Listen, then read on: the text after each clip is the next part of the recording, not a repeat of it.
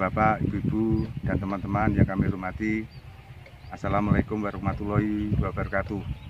Pagi ini saya berada di lahannya Pak Jari, yaitu tanamannya cabai dengan luasan 4.200 meter persegi, yaitu cabai keriting, yaitu dengan umur tanaman 21 hari. Pagi ini saya akan buat video yaitu dengan judul bagaimana cara mengatasi atau mengantisipasi Bapak Mujari masalah penyakit virus. Sebelum video kami mulai, kami mohon bantuan Bapak-bapak, Ibu-ibu, dan teman-teman untuk like, share, dan subscribe. Dengan like, share, dan subscribe, kami lebih giat lagi membuat video-video atau konten yang lebih kreatif, dan Bapak-bapak, Ibu-ibu bisa mengikuti konten kami selanjutnya.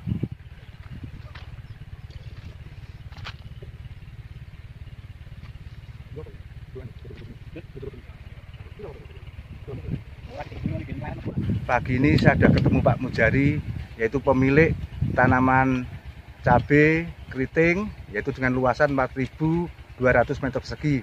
Pak Jari,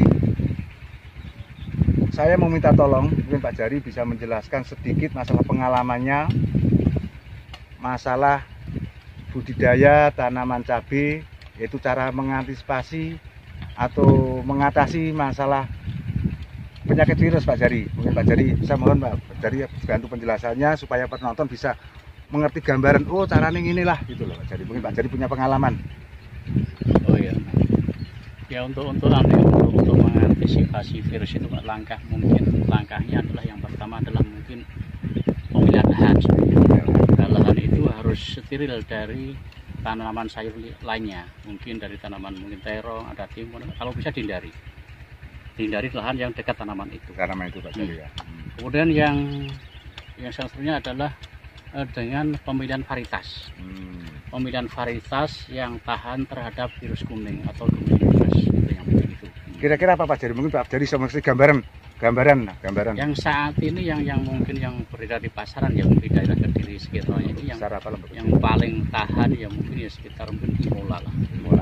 Imola, kemudian ada Real, Tan Induk, dan ada mungkin warna merah juga ada yang Baja MC, Baja juga tahan, termasuk itu 4 varietas. Kalau di daerah sini itu relatif tahan, 4 varietas itu. Itu yang pertama bilang varietas. Kemudian langkah berikutnya adalah mungkin virus itu tidak bisa serta-merta, harus mungkin pemilihan lahan, kemudian pemilihan varietas yang tepat, dan yang dia adalah perlakuan dari benih. Nah, untuk mencegah virus itu mungkin sedini mungkin, dari penyemaian itu sudah harus dikendalikan. Harus dikendalikan. Contohnya gini, mungkin tanaman itu kalau sudah mungkin umur sekitar 2 minggu di persemen, itu tanaman harus dikocor dengan insektisida yang bisa untuk mengendalikan faktornya itu. Itu faktornya kutu kebul. Karena apa? Karena virus kuning itu penyebabnya adalah Bemisia tabaci atau kutu kebul itu. Nah, insektisida yang pas untuk itu adalah mungkin insektisida yang berbahan aktif, mungkin imidacloprid. Ada yang akurbetal. Itu diberikan. Kemudian setelah dipersemen itu paling tidak dikocor mungkin 2 kali. Nah, ini 2 minggu setelah 2 minggu sudah diumurkan itu, kemudian selang 1 minggu dikocor lagi. Kemudian saat pindah tanam, waktu pindah tanam perselanting. Iya, waktu pindah tanam dikocor lagi dengan insektisida itu untuk spasi. Kemudian itu untuk penggunaan faktornya itu. Kalau sudah di lahan itu jangan lama-lama, paling tidak mungkin maksimal itu seminggu setelah tanam harus dikendalikan faktornya kutu kebul ini. Karena apa? Karena faktornya kutu kebul ini itu tidak ada ambang kendalinya, tidak ada ambang kendalinya. Jadi di lahan itu kalau ada 1 hektar ada satu pembawa faktor, satu pembawa virus faktor itu harus digantikan, karena dia sebagai faktor. Karena berdasarkan penelitian faktor ini kutu kebul ini itu saya mendapat ilmu dari si Cinta setelah itu dia kutu kebul ini menularkan virus di dalam jaringan tanaman itu hanya butuh waktu antara 10 menit sampai setengah jam. Dia bisa memasukkan virus itu ke dalam jaringan tanaman. Lagi mungkin bisa kita bayangkan, itu kalau satu tanaman itu hanya butuh 10 menit sampai 3 menit dalam mengecek memasukkan virus di dalam tanaman. Kita hitung satu hari itu berapa jam? Ya, bawa angin dan sebagainya. Iya, bawa angin dan Terus Pak Jari tanya lagi, singkat. Kira-kira mungkin perlakuan pupuk Pak Jari, mungkin bisa saran perlakuan pupuk untuk supaya tanaman kuat sehingga kemungkinan terserang virus itu kecil sekali. Ya, itu benar. Itu pernyataan bagus, Mas.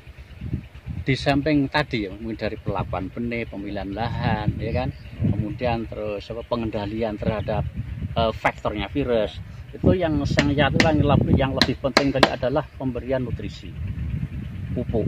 Nah, pupuk itu sangat signifikan karena apa? Karena kutu kebul ini dia akan terangsang dengan kandungan dengan tanaman yang tingkat kandungan nitrogennya tinggi. Ya. Jadi tanaman cabai atau tanaman apapun itu kalau kandungan nitrogennya terlalu tinggi, dia sama dengan merangsang kutu kebul itu untuk datang. Betul. Itu ya. Mungkin bisa kita lihat tanaman cabai atau tanaman tomat itu kalau nitrogennya banyak, dia akan cepat kena virus. Ya, langkah untuk menggali itu, makanya kalau bisa nitrogennya itu diambil dari organik, entah itu pupuk apa terang. Ya. Kemudian pupuknya itu hanya pakai pupuk fosfat sama kalium. Nitratnya kalau nitrat itu ambil yang nitrat, jangan yang amonium. Ya, itu.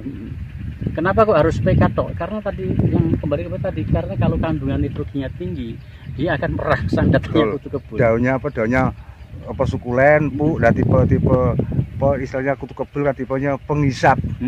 Pengisap yang godong itu kan mudah pengisap, tapi kalau godongnya kayaknya tercukupi agak keras, mungkin agak terganggu, terhambat lah. Sarane wegah tuan. Iya, itu mungkin di samping itu begini ya. Karena nitrogen itu kan arahnya kan di proteinnya tinggi. Nah, sedangkan kutu kebul ini senang sekali dengan kandungan yang proteinnya tinggi. Betul. Makanya kalau nitrogennya tinggi akan rangsangannya tinggi juga. Ya, kedua virus juga makanya protein. Makanya pupuknya adalah saya menggunakan pupuk fosfat sama kalium. Ya. Sebatas tanaman itu tidak mengalami defisiensi terhadap nitrogen. Ya. Gitu Mas. Ya. Jadi mungkin kalau tanaman itu ditambah dikit. Iya, yang lah istilahnya.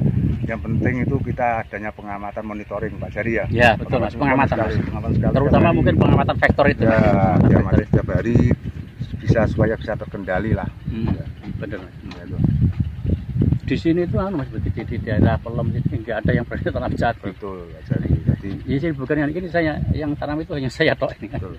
Ya masih bisa bertahan dalam pengertian mungkin cara pengamatan tanaman lebih fokus dibanding orang yang lain, Mas. Iya, mungkin orang lain lebih fokus untuk mengatasi virus Pak Jari.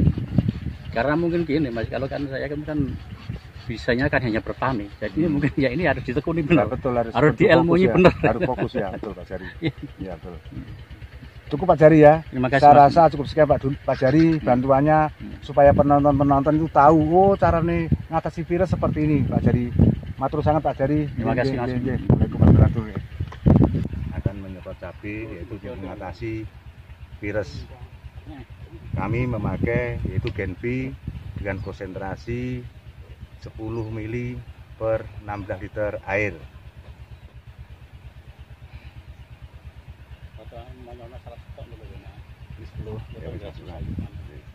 Ya, betul. Aduh kan, Mas. Aduh sampean kok kan sebelah sini. Masih banyak. Iya,